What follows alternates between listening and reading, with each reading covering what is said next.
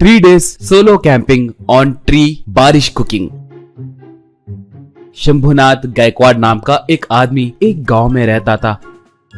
उसके पास एक बंदूक थी। कई सालों से वो उसके घर के हॉल के दीवार से लटक रही थी। उसके घर को आए लोग बंदूक के बारे में पूछते तो शंभू डिंगे मारते हुए, वो मेरे दादा परदादा के जमाने की बंदूक है, वो देखो उस बंदूक के बगल में एक बाघ का सर है ना, उस बाघ को मेरे दादा ने उसी बंदूक से मारा है, और उस बंदूक के उस तरफ एक भालू का सर है ना, मेरे पिताजी ने उसका शिकार करके उसे मारा था, कहकर डिंगे मारता। ये सुनकर लोग हक्का बक्का रह जाते। एक ओ ऐसा क्या? तो फिर उस दीवार पे तुम्हारा शिकार किया हुआ कोई भी जानवर क्यों नहीं है? कहकर पूछते तो वो रहेंगी, क्यों नहीं रहेंगी, आजकल आलसीपन के चलते मैं शिकार करने नहीं जा रहा हूँ। अगर मैं शिकार करने गया तो उनके जैसे 1-2 सर नहीं, कम से कम दर्जन सर तो लटकते रहेंगे। ऐसे किए तो दीवार में जगह नहीं बचेगी, सोच रहा हूँ, बस यूँ कहता था।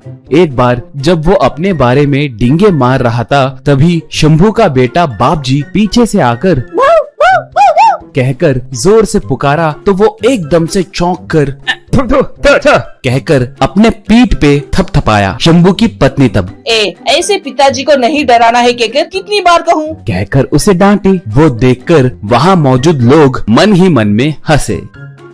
उस गांव के पास ही एक जंगल था। कभी कभार रात के समय जंगली जानवर आकर उन लोगों के बकरी और मुर्गियों को दबोच कर ले जा रहे हैं कहकर उस जंगल के आसपास रहने वाले थोड़े लोग एक बार समावेश होकर बात करने लगे। एक बूढ़ा आदमी उसे कई बार थोड़े पद चिन्ह दिखे हैं कहकर वो जरूर तेंदुआ के पैरों के निशान ही हो सकते हैं कहकर कहा। एक तब ये बात हमारे शंभुनाथ से कहकर उसे बंदूक से शिकार करके मारने के लिए कहेंगे, चलिए, कहा।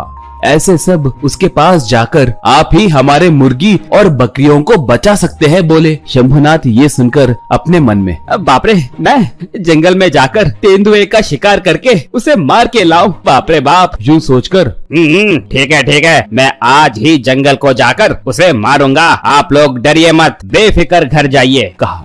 तब पत्नी उसे वीर तिलक लगाकर, कहीं अब जंगल में कदम रखते ही वो तेंदुआ मारे डर के छिप न जाए, देर हुए तो भी परवाह नहीं है, 2-3 दिन जंगल में ही रहकर विजय लक्ष्मी के साथ आना, बोली। शंभू बेख्याली में ही, वैसे विजय लक्ष्मी कौन है, वो जंगल में कहाँ रहती है, कहकर पूछा। पत्नी, बापजी देखा तुम्हारे पिताजी कैसे मजाक कर रहे हैं, इन्हें तेंदुए का शिकार कर रहे हैं कहकर जरा सा भी डर नहीं है, शूरवीर ऐसे ही होते हैं, कहकर उसे एक बोरी देकर, इसमें एक चूल्हा और एक हफ्ते के लिए राशन है, देर हुए तो भी बिना तेंदुए को मारे मत आना, बोली।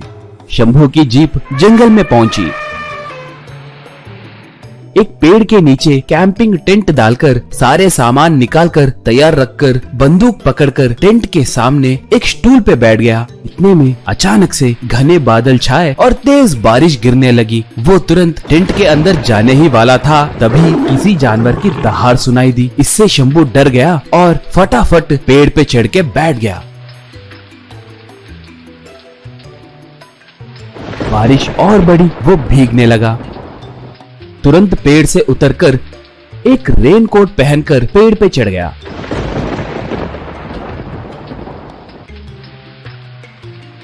अंधेरा होने लगा, बारिश कम हुई। वो वाह, बहुत भूख लग रही है सोचकर वो फिर से पेड़ से उतरकर स्टोव और सामान लेकर पेड़ पे ही खाना बनाकर खाकर पेड़ के डाली पे ही सो गया।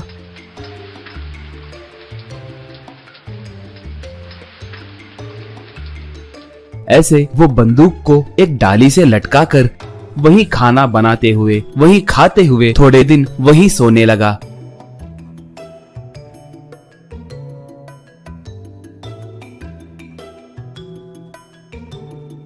कभी कभी थोड़े हिरन, खरगोश और मोर टेंट के अंदर घुसकर थोड़ी देर यहाँ वहाँ घूमकर जाने लगे।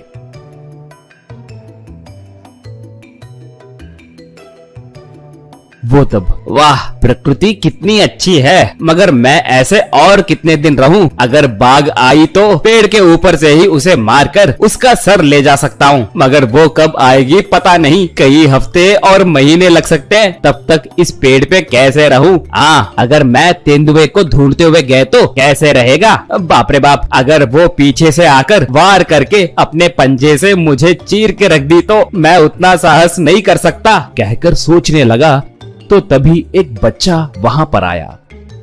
वो कोई आदिवासी बच्चे के जैसे लग रहा था। वो उस टेंट को देखकर सर उठाकर शंभू को देखकर, श्रीमान आप कौन हैं? पेड़ पे क्यों चढ़े? पूछा। शंभू, बाघ का शिकार करने आया हूँ, कहा वो बच्चा।